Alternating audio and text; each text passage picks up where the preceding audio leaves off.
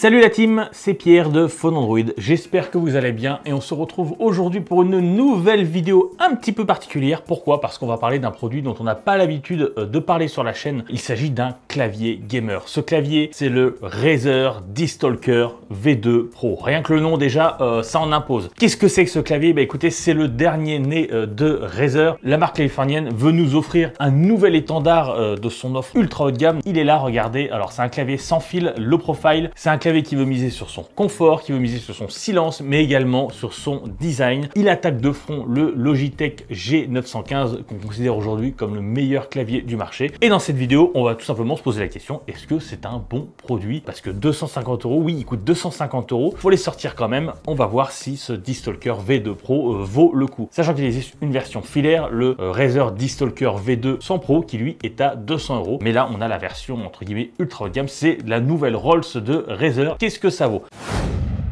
La première chose qu'on remarque sur ce clavier, c'est son design. C'est son design très particulier. On parlait du Logitech G915, écoutez, c'est à peu près la même chose. On est sur un clavier qui mise vraiment sur sa finesse. Regardez, on a un châssis en aluminium et plastique qui fait moins d'1 centimètre d'épaisseur avec des touches low profile qui sont extrêmement fines. Donc le clavier, il fait un tout petit peu plus de 2 cm. Donc c'est vraiment pas beaucoup pour un clavier gamer. En plus, il est extrêmement léger. Il fait 760 grammes. Bon, après, c'est pas non plus l'argument fort pour un clavier, mais c'est bien de voir qu'il y a un effort qui a été fait sur le design. Razer a vraiment essayé de donner un côté aérien à son produit. C'est vrai qu'on a l'habitude de voir des gros claviers mécaniques qui tâchent chez la marque au serpent. Là, pour le coup, on est assez surpris. Tenez, on va regarder le clavier et on remarque que Razer a fait vraiment dans la simplicité, dans le sens où il n'y a pas de boutons supplémentaires. Souvent, chez les constructeurs, on pense à Logitech, on pense à Corsair. Ils mettent des touches macro supplémentaires. Logitech, par exemple, sur le G915, toujours lui, ils ont une barre de macro sur la gauche. Là, on a vraiment les 105 touches du clavier. Il y a deux concessions qui ont été faites quand même de la part de Razer. C'est hop, cette molette ici pour le son et le bouton multimédia. D'ailleurs, toutes les touches sont remappables, reprogrammables. Ça aussi, c'est l'une des grandes forces de ce clavier. Vous pouvez faire vos macros, vous pouvez remapper vos touches. C'est à vous de voir, c'est à vous de trouver la meilleure configuration possible pour votre plus grand confort. C'est un clavier qui regorge de petits détails sympas. Regardez, par exemple, ici, on a les LED au-dessus des flèches. Donc, c'est les LED du verrouillage numérique ou du caps lock. Mais regardez, si je fais FN et fin, là, j'ai la barre de batterie qui apparaît. Bon, là, il me reste plus beaucoup de batterie. Mais par exemple, quand je suis à 100%, tout affiché en vert. C'est que du détail, mais ça témoigne du soin apporté par Razer sur son clavier. On n'a plus besoin d'aller checker dans le logiciel pour savoir ça.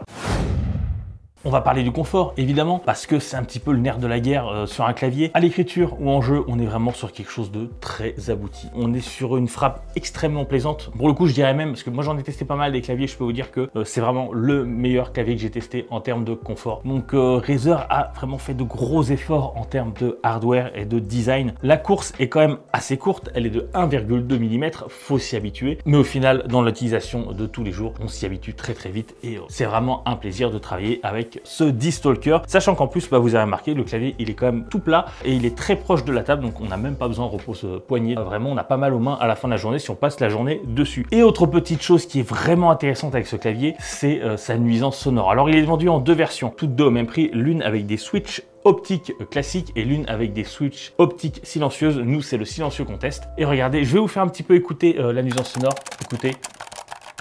C'est vrai qu'en vidéo, on s'en rend pas vraiment compte, mais on est sur un clavier qui est vraiment silencieux. On a un bruit mat et on a mesuré 70 décibels de nuisance sonore à chaque fois qu'on appuie sur une touche. C'est vraiment pas beaucoup pour un clavier. Et là, pour le coup, si vous êtes en open space, vous ne gênerez pas vos collègues. Si vous êtes chez vous et que vos colocataires en ont marre de votre clavier mécanique, on est sur un clavier qui est tout à fait silencieux et qui ne gênera personne autour de vous. Donc, encore une fois, l'une des grandes forces de ce D-Stalker V2 Pro. Autre petite chose très intéressante, regardez, hop, je vais vous montrer les touches. Donc on a les touches qui sont à l'intérieur, c'est une fixation en croix et c'est une activation lumineuse en dessous. Mais déjà, regardez, je vais vous montrer comment les touches, elles sont fines, ça contribue au design du clavier. Mais également, je sais pas si vous avez remarqué, mais je les retire de manière très simple. Ça, c'est peut-être un détail, mais on sait que les claviers, c'est un nid à poussière, c'est un nid à poil, à saloperie. Ça devient très vite très sale. Et là, pour nettoyer votre clavier, vous pouvez enlever toutes les touches très simplement, passer un coup de bombe et ensuite les remettre. Bon, après, quand les touches sont fixées, elles ne bougent pas, vous en faites pas. Mais c'est bon à savoir qu'on peut les enlever vraiment extrêmement facilement. Là encore, c'est un petit détail qui peut faire la différence. Vous avez peut-être remarqué, bah oui, il n'y a pas de fil, c'est un clavier sans fil, on l'a dit au début de la vidéo. Le clavier se connecte de 3 manières différentes, filaires évidemment pour le recharger, en Bluetooth 5.0, mais également avec la technologie de Razer, la technologie propriétaire Hyperspeed à 2,4 GHz. Voilà, écoutez, pour faire simple, on n'a aucune différence entre l'Hyperspeed et le filaire, tout est réactif, on a une latence de 1 milliseconde. Mais si vous cherchez la performance à tout prix, si vous êtes un joueur de LoL ou un joueur de Counter et que vous voulez vraiment quelque chose d'extrêmement réactif, et bah ce clavier, pour le coup, c'est vraiment un bon plan parce que il est extrêmement performant. On va parler très rapidement de la batterie. Razer nous promet une autonomie de 47 heures en Bluetooth et de 45 heures en Hyperspeed. Bah écoutez, nous selon nos tests, les promesses sont tenues. Si vous utilisez votre PC 5 heures par jour, vous devrez le recharger une fois tous les 10 jours, bien entendu en utilisant le fil qui est fourni. Donc c'est vraiment pas mal du tout. Et enfin, concernant le clavier en lui-même, impossible de ne pas parler des LED. On sait que Razer et les petites loupiottes, c'est une longue histoire d'amour. Bah oui, là écoutez, là c'est pareil, on est sur un clavier avec chaque touche qui sont rétro-éclairées. Vous pouvez choisir parmi 16,5 millions de couleurs. Donc là, on est vraiment dans du grand classique. Après, vous pouvez personnaliser aussi via le logiciel tous vos effets lumineux. Moi, par exemple, ce que j'aime beaucoup, c'est avoir un éclairage statique. Là, on l'a mis en vert Razer. Mais regardez, dès que j'appuie sur une touche, bah, ça devient blanc pendant quelques secondes, puis après, ça redevient vert. Après, vous pouvez faire ce que vous voulez. Vous pouvez créer vos effets ou alors mettre des effets prédéfinis.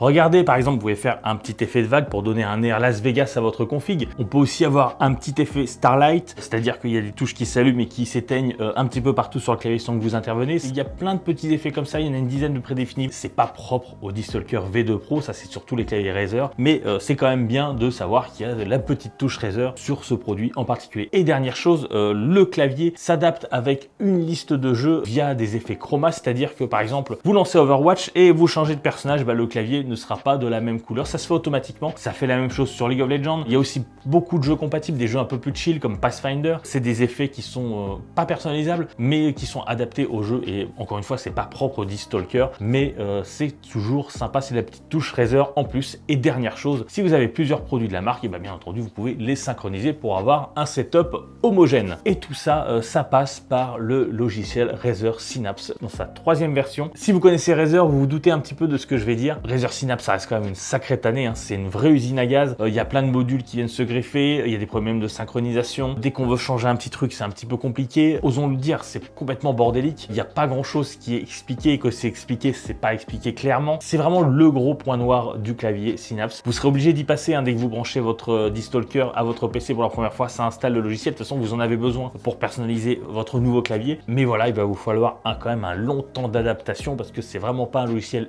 évident. C'est vraiment dommage parce que niveau hardware, c'est vraiment impeccable, mais on a cette partie logicielle qui est pas terrible, c'est un petit peu dommage.